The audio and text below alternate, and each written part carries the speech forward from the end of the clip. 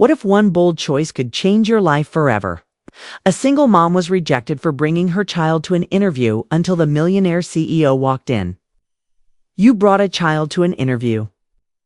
Brenda's voice cut through the polished silence of the Grant & Co. lobby like a slap on marble. Her heels clicked against the floor as she folded her arms, staring down at the young woman in front of her. Yes, Autumn Hayes said wearily, putting her hand on her chin. Can one moment of courage rewrite your future?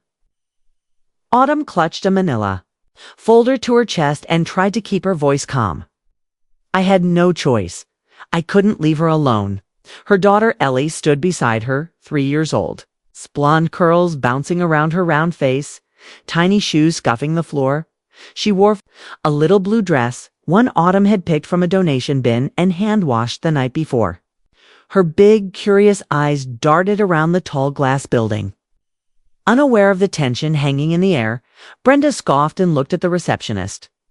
We screen for professionalism, not playdates. Understand? Autumn said quietly. But I'm here. I came prepared. I have everything you asked for. You clearly didn't prepare well enough, Brenda snapped. This is a corporate interview, Ms. Hayes, not a daycare center. Autumn flinched at the words, but stayed rooted in place. Ellie looked up at her mother, her small hand finding Autumn's fingers. Autumn gave her a soft squeeze, forcing a smile to reassure her child even as her cheeks burned. Brenda turned to a nearby security guard. Can we have someone escort? A small gasp interrupted her. Ellie had accidentally knocked over a paper cup on the edge of the receptionist's desk. The water spilled across the marble floor with a soft splash. Autumn dropped to her knees instantly, pulling tissues from her bag, dabbing at the water. I'm so sorry, please. She didn't mean. No one moved to help. No one spoke. Only the distant click of keyboards from the reception desk filled the silence. Autumn crouched there, scrubbing the floor while her daughter looked on. Her old gray heels scuffed, her hands trembled. The air around her felt heavy with judgment. And then the elevator chimed. Out stepped a man in a charcoal gray suit, tall, composed, and unmistakably powerful. He moved like someone used to being watched. The receptionist straightened in her seat immediately. Even Brenda froze. Logan Whitmore, CEO of Grant & Co., a name that appeared regularly in business magazines and Forbes profiles. At 35, he had built an empire, but few at the company had ever seen him up close. He wasn't supposed to be there. And yet there, he was pausing mid-step, brows drawing slightly together as he took in the Cena woman crouched on the floor. Cleaning up spilled water with a child at her side, a manager glaring. A room full of people pretending not to notice. His voice was calm, deep, unhurried. Why don't you tell me why you're here, miss? Autumn looked up, startled. Hayes, she said. Autumn, Hayes. He nodded and gestured toward the seating area. Let's sit, Brenda blinked. Sir, this candidate brought a child. I can see that, Logan replied smoothly. And I can also see she's here on time with her materials. So, let's hear what she has to say. Autumn's eyes widened. She opened her mouth to speak, but no sound came out. Brenda looked like she had swallowed a lemon. Logan didn't flinch. He pulled out a chair for Autumn and sat down himself, elbows on knees, eyes level with hers. Ellie, sensing the change in energy, climbed quietly into her mother's lap. Now calm again. Take your time, Logan said gently. Start wherever makes sense. Autumn swallowed the lump in her throat. Her hands smoothed Ellie's dress absently as she reached for her resume. I applied for the admin support position. Saw it. POSTED online and thought maybe it could be a fresh start. He nodded slowly. Why now? Autumn glanced down at her daughter. Because I can't afford to wait anymore. For the first time that morning, the room held something other than judgment. It held breath. It held curiosity. It held the beginning of something unexpected. And if you've ever felt invisible in a room like this, if you've ever needed someone to look up and really see you, then stay with this story. Because what Logan Whitmore does next might just restore your faith in second chances. Tap the hype button if you believe everyone deserves to be seen. And subscribe to Once Upon a Voice for more stories that touch the heart. Brenda hovered just behind the seating area, arms folded, lips tight. She didn't speak, but her disapproval weighed heavy in the air. Logan ignored her completely. He leaned forward, elbows on his knees, voice low but focused. Let's start with your story, Ms. Hayes. Autumn took a slow breath. Ellie sat quietly in her lap now, fiddling with the corner of her mother's jacket. I lost my husband 2 years ago, she said softly. Car accident. A drunk driver. Ran a red light. Logan's eyes didn't flinch. I'm sorry. Autumn gave a small nod, the kind of nod people give when they've already cried all the tears they had. I was 23. I had just started a part-time certificate in office administration. I thought it would help us get ahead. Then everything fell apart. Family, none nearby, she said. My parents passed when I was a teen. My husband's family cut contact after the funeral. I've been raising Ellie on my own since. Ellie peeked up, hearing her name. Autumn gave her a soft kiss on the forehead and continued. I've worked wherever I could, cafes, retail, evening cleaning shifts. I applied to Grant & Co. because I heard you had internal training programs. I thought if I could just get in the door. Logan glanced down at the resume in his hand. It was simple, sparse, but clean, honest. And you're still finishing school? She nodded. Online courses, late nights after she's asleep. Logan looked at Ellie. The little girl was now gently tapping her feet in rhythm, quiet and calm, as if she knew her mother needed the silence. He turned back to Autumn. And today, why bring her with you? I couldn't afford childcare. This week, I lost my apartment last Friday. We're staying in a weekly motel while I look for something more stable. I didn't want to leave her there alone, even for an hour. She straightened her shoulders, then the slightest act of defiance. I know it's unprofessional, but I also knew this was my chance. So we got dressed, we practiced interview questions, and we came here. Brenda finally cut in from behind. We can always reschedule without the child. But Logan raised a hand, cutting her off. She came here prepared. We finished this now. Brenda blinked. Logan turned back to Autumn. Would you be willing to take a 2-week trial position? Office support? Entry level? You'd report directly to me. Autumn's breath caught. She blinked once, unsure she'd heard correctly. Yes, she said. Quickly. Absolutely yes. I'll have someone from HR draw up the paperwork by end of day. Autumn's eyes shimmered. Thank you so much. Ellie let out a tiny cheer, not fully understanding, but clapping her hands. Anyway, Brenda looked stunned. Logan simply stood, buttoning his jacket. You can start Monday. There's a small on-site daycare. We'll make sure Ellie is placed. He nodded politely. Welcome to Grant & Co., Ms. Hayes. Autumn rose to her feet, cradling Ellie in one arm, clutching her folder in the other.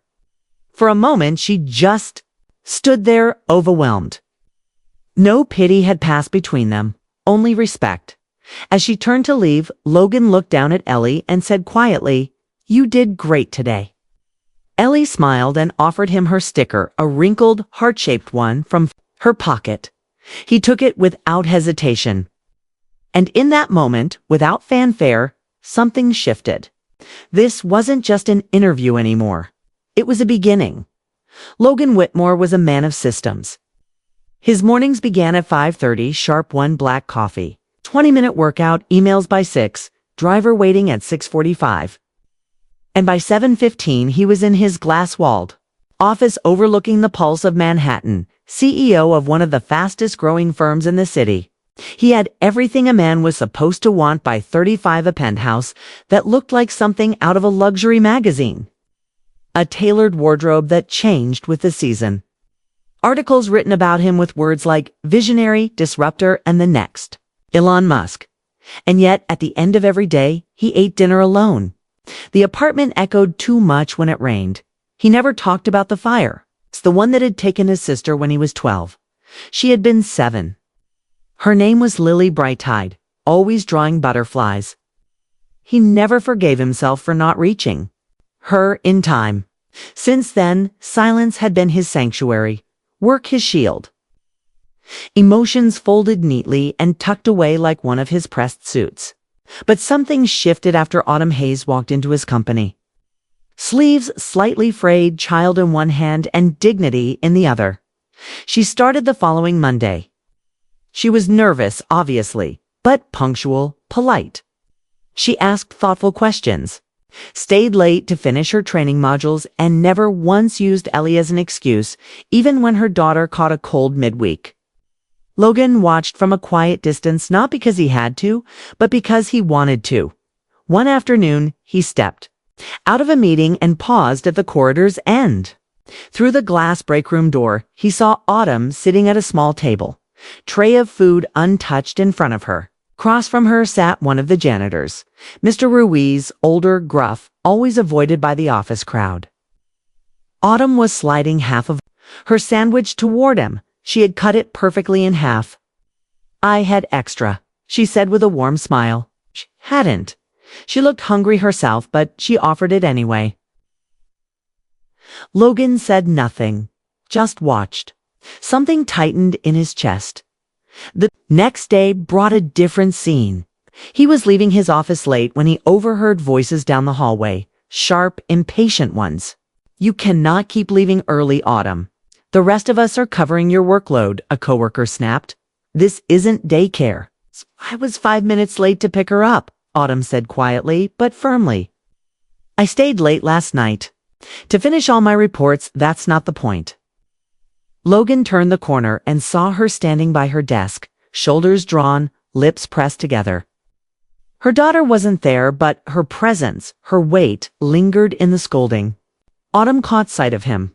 She straightened immediately, not pleading, just preparing to endure. Logan looked at the other employee and said evenly, "You can go." The woman blinked. "But I know. You can go." When they were alone, Logan stepped closer. "You okay?" he asked. Autumn hesitated. "Yes, sir." He looked at her for a long moment, then said, "Take tomorrow off." She blinked. I didn't mean to, 'cause you didn't. You've earned it." Her lips parted, but no words came. He didn't wait for thanks, just nodded and walked away. But as he rode the elevator down to the garage, his thoughts were louder than usual. He remembered the way Autumn's eyes had darkened, not with defeat, but with restraint. He remembered the sticker Ellie had given him last week. He hadn't taken it off. It was still stuck inside his day planner. And for the first time in years, Logan felt something move inside him, something warm, unfamiliar, like the first moment of spring pressing against a window still frosted from winter. It was a Sunday afternoon, the kind of spring day that made New Yorkers believe summer had come early. Central Park buzzed with guitar music, distant laughter, and the quiet rhythm of joggers. Logan Whitmore didn't usually walk through the park to public, too unpredictable. But today, his driver dropped him off early. He told himself he needed the air. The truth was harder to admit. Near the duck pond, something made him pause. A little girl in a yellow hoodie and sparkly sneakers was crouching beside a bench, trying to reach a plastic bottle tangled in the grass. Next to her was a woman he recognized, Autumn. She knelt down, pulled the bottle free, and handed it to the child. "Okay, Ellie. Where does this go?" Ellie scanned the area, spotted a trash can, and trotted over like she'd just been given an official mission. She dropped the bottle in, turned, and beamed. Logan stopped beneath a tree, just out of view. Ellie tugged Autumn's sleeve. "But Mommy, why do we clean when it's not our trash?" Autumn brushed a leaf from her daughter's curls and answered, "Because we don't wait for the world to be kind, baby. We make it kind." Logan's chest tightened. He had built a company, a name, a fortune. But had he ever taught anyone something that honest? He stepped out from the shade. "Looks like I found the city's newest cleanup crew." Autumn turned, surprised. Ellie lit up. Mr. Logan. He gave a small bow. Miss Ellie, Autumn smiled, warm but unsure. She wore jeans, a weathered jacket, and the breeze had flushed her cheeks. I didn't expect to see you here. Me neither, he said, but I'm glad I did. A beat passed. Have you two had lunch? Ellie perked up. Pizza. Autumn looked like she might decline. Ogan was all ready. Pulling out his phone, there's a place nearby, wood-fired outdoor seating. She glanced at Ellie, then back at him. His smile wasn't rehearsed or formal, just human. Okay, she said, let's go. They sat beneath a striped umbrella, Ellie coloring on the kids' menu while Autumn picked at her salad. Logan had taken off his blazer, rolled up his sleeves. He looked, for once, like someone who wasn't performing. So? He said, you teach her ethics now. Autumn laughed softly. Only when there's trash involved. That answer you gave her? He shook his head. That was beautiful. She shrugged. I just want her to grow up knowing kindness isn't something you wait for or earn. Logan's voice softened. Is that how you were raised? No, she said honestly. I was raised to hope kindness might show up if you were lucky. She dabbed her mouth with a napkin. After my husband died, I thought grief would be the worst part. But it wasn't. Surviving was waking up every day pretending I had it together when my whole life was in boxes. Logan didn't interrupt. I thought if I worked harder, smiled more, asked for less, I'd be okay. But life doesn't reward effort. It rewards image. He leaned in. You're wrong. She raised an eyebrow. The world might not always care, but I do. I care about substance. Their eyes met. Ellie interrupted the moment, holding up a drawing. I made us a house, Logan grinned. A masterpiece. Later, they walked through the park. The sky had shifted. A cool breeze rolled in. Ellie sneezed. Autumn reached into her bag, but Logan was already removing his coat. He draped it around Ellie's shoulders before anyone could object. You don't have to, Autumn said gently. I do, he replied. She's okay, really. He shook his head. A good leader notices who's shivering in silence. Autumn stopped. Something in her chest pulled tight, then let go. She looked at him, not the CEO, not the man in the magazines, but the person who had just made her daughter feel safe. And for the first time, she didn't see wealth or power. She saw presence, warmth, someone who noticed the small things, who stayed when it mattered. Maybe, she thought. Maybe they weren't so different after all. The elevator ride to human. Resources felt endless. Autumn clutched a thin envelope, her name scrawled in marker on the front. Brenda had sent the invite that morning, no explanation, just 10 a.m. HR conference room B. She already knew what it meant. Inside, the blinds were shut. Brenda sat stiffly at the table next to Mr. Gaines from legal. A manila folder lay open. Autumn didn't need to see the contents. She had already seen them online photos. One of her and Logan walking in Central Park, Ellie on his shoulders. Another of Logan draping his coat over her daughter. The caption from the anonymous gossip forum echoed in her head. Single mom scores golden ticket or just knows how to play the game. She had read the comments. CEO's pet. No wonder she got promoted. Now she was here being judged not for her work, but for something she never asked for. Brenda cleared her throat. Ms. Hayes, there's been concern about your relationship with Mr. Whitmore. I'm sure there has, Autumn said quietly. Gaines leaned forward. This isn't about gossip. It's about perception, liability, protecting the company. Brenda pushed the envelope forward. This is a voluntary resignation. No fuss, no black marks. Autumn stared at it. 2 months ago, she was jobless, sharing a couch with her daughter. She hadn't flirted, hadn't schemed. She'd just done the work and accepted kindness. Now that kindness was being weaponized.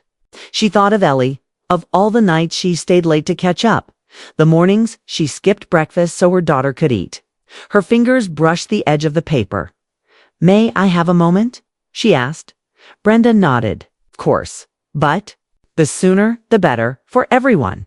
Just as Autumn reached for the pen, the door opened. The room turned. Logan Whitmore walked in, no tie, sleeves rolled up, expression unreadable. Mr. Whitmore, this is a private HR meeting, Brenda started. Then open it, he said. He moved to Autumn's side, facing Brenda and Gaines. A scene. The posts, he said calmly. The photos, the assumptions. He looked at Autumn. I approved her promotion based on merit, ethics, performance. Gaines cleared his throat. There are still concerns about optics. Then let's be clear, Logan said, voice sharper now. Questioning her integrity means questioning mine. Silence. He turned to Autumn. You don't need to sign that. You've done nothing wrong. Autumn looked at him. Really looked. He wasn't here to fix things. He was here to stand beside her, not to save her. Why are you doing this? She whispered. He answered without hesitation. It's because you matter. Because the people who work the hardest shouldn't be the ones left most vulnerable. Brenda exhaled. Logan, the optics then changed the lens. He said. He picked up the envelope, tore it in two, and dropped it into the trash. Then, gently, you're dismissed. Ms. Hayes. From this meeting, not this company. Autumn blinked, overwhelmed. Thank you. You've earned it, Logan said. As they walked out together, murmurs rippled behind them. But Autumn walked taller, not because Logan defended her, but because someone finally believed in who she really was. They reached the elevator. She turned to him. You know they'll talk more now. Logan smiled. Let them. I'm not afraid of noise. She held his gaze. Neither am I. The elevator doors opened. They stepped in side by side, and something quietly began to shift. Autumn avoided the executive floor for 3 days. She took early lunches, left late, steered clear of the glass elevators in the west hallway near Logan's office. It wasn't just about the gossip. It was the feeling of being exposed. The feeling of being defended in front of a room full of people who had written her off. It wasn't pity that was the hardest part. It was belief. And belief real. Unflinching belief felt like a weight she wasn't sure she deserved. Late. One night, as she sat on the worn couch of her rented studio, Ellie asleep in her arms, her phone lit up with a new email. You are more than what they say. You're exactly what this company needs. Don't disappear on me, Logan. She read it 3 times. Then, without replying, she stared out the window at the city skyline and whispered, why does that make it harder? 2 days later, she got a calendar invite from his assistant. No title, just Rooftop, 6:15 p.m. Autumn almost declined it. But at 6:12, she found herself standing at the stairwell door, heart thumping, hand on the handle. The rooftop was quiet, the wind soft but persistent. Manhattan stretched out before her, indifferent and golden under the setting sun. Logan stood near the edge, suit jacket off, sleeves rolled to his forearms, his silhouette outlined by the deep sky. He didn't turn when she stepped out. Thank you for coming, he said. Autumn approached slowly, folding her arms across her chest. You didn't have to stand up for me like that. Logan glanced at her. Actually, I did. A silence settled between them, not awkward, just full. He finally spoke again. When I was 12, my little sister died in a fire. Autumn's breath caught. She was 7. I was supposed to watch her that night. I was angry at my parents. Snuck out to meet a friend, 15 minutes. That's all I was gone. He swallowed 15 minutes. Autumn didn't speak. She'd made a pillow fort in the living room, knocked over a lamp. The fire spread faster than anyone expected. They told me she probably never woke up. He looked at her now, eyes red-rimmed but dry. I've built 100 things since then, but I never stopped trying to build something that would make me feel worthy of still being here. Autumn stepped closer. You don't owe anyone redemption, Logan. He looked away. I know that, but it doesn't stop the needing. Then his voice dropped lower. When I saw you holding your daughter, standing there while everyone judged you, and still showing up with your head high, I remembered what this was all supposed to be about. He turned to face her fully now.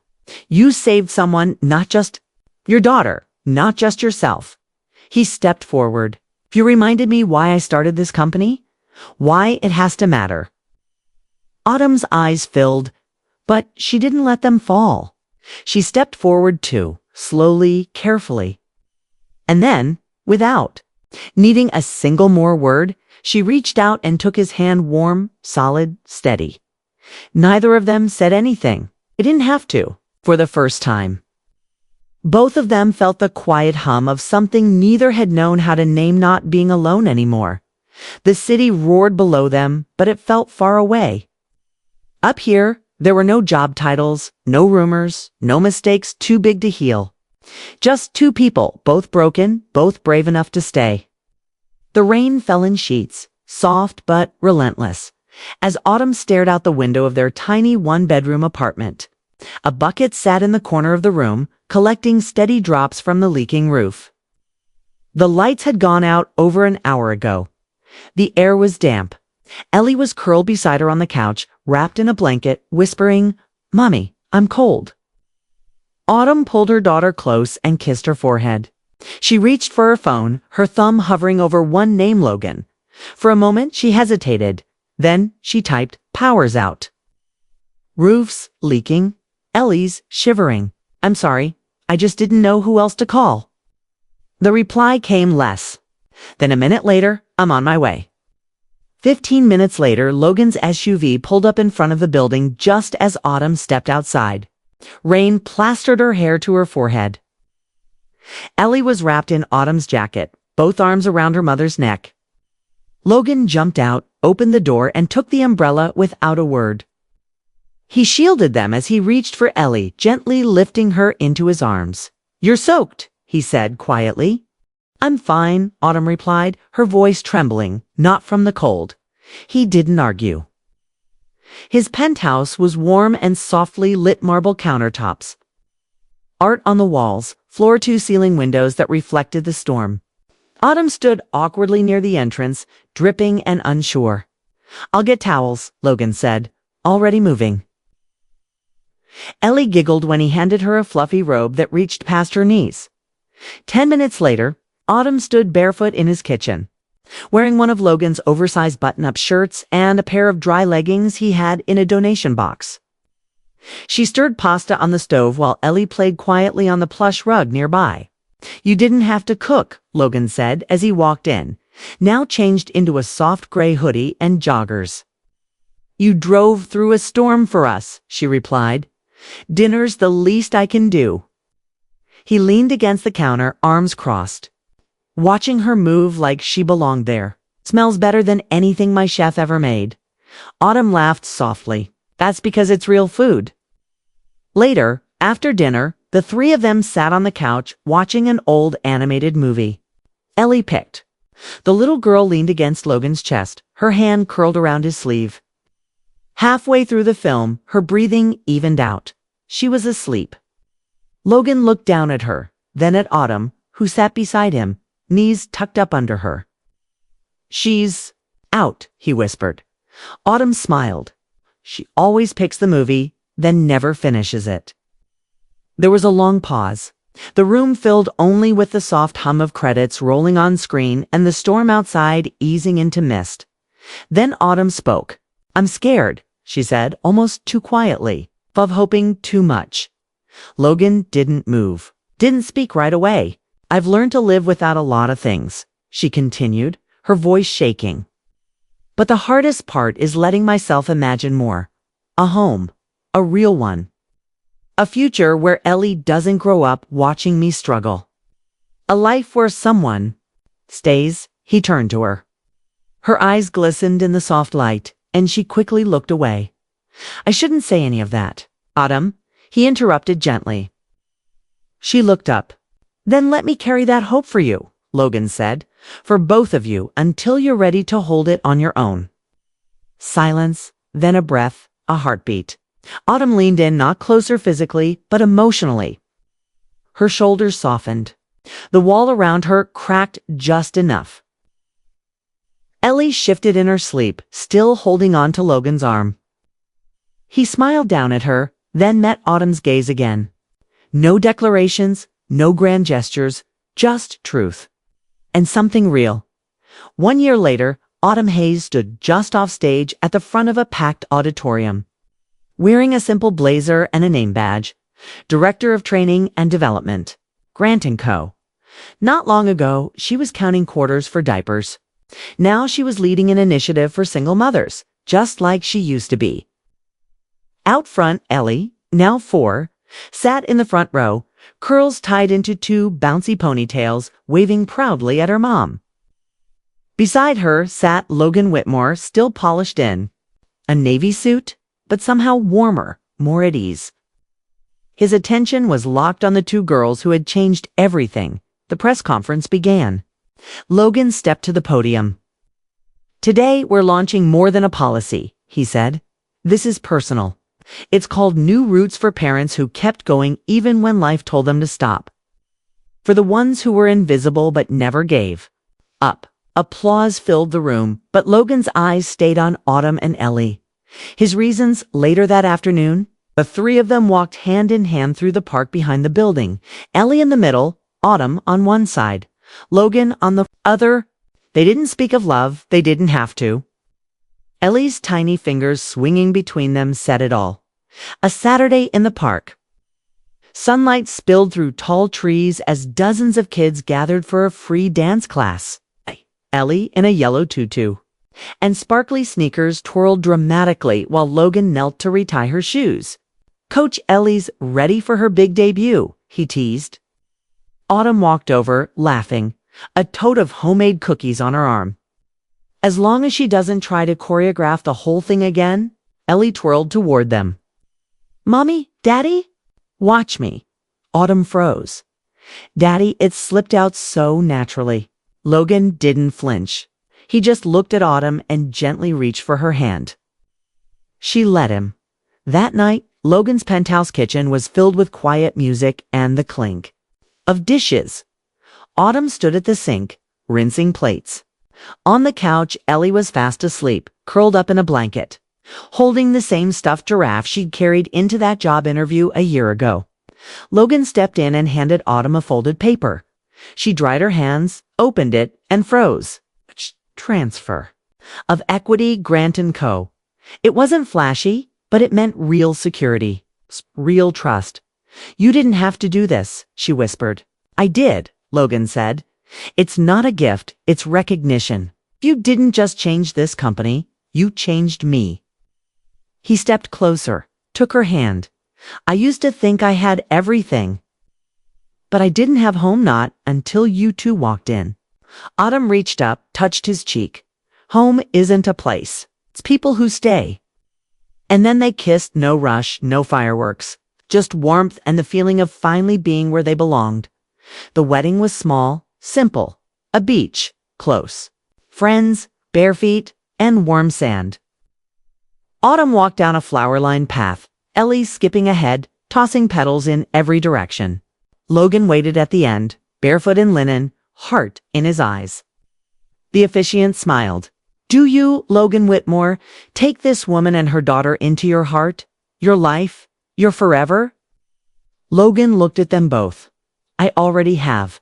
And do you, Autumn Hayes, take this man, not just for yourself, but as a father to your child and a partner in every storm to come?" Autumn's voice cracked with joy. "With all my heart." Ellie stood between them, holding both their hands. Together, back at Grant & Co. A new banner hung above the doors of the New Roots Training Center. Every parent deserves a second chance. Every child deserves a future. And down a quiet hallway, the 3 of them walked hand in hand. Sunlight pouring through tall windows. No longer CEO and job applicant. No longer strangers from 2 different worlds. Just a family built on grace and a love that asked for nothing but honesty. This wasn't a fairy tale. It was better because they didn't give up. They found something greater than success. They found home. Sometimes what feels like the end of the road is really just the beginning of something beautiful. Autumn didn't walk into that interview looking for a miracle. She showed up with courage, with dignity, and walked out with a second chance. a new future, and a family she never saw coming. Because kindness isn't weakness, and love doesn't wait for the perfect moment, it simply shows up and stays. If this story touched you, tap the hype button and subscribe to Once Upon a Voice for more tales that remind us hope is never out of reach. Thank you for watching.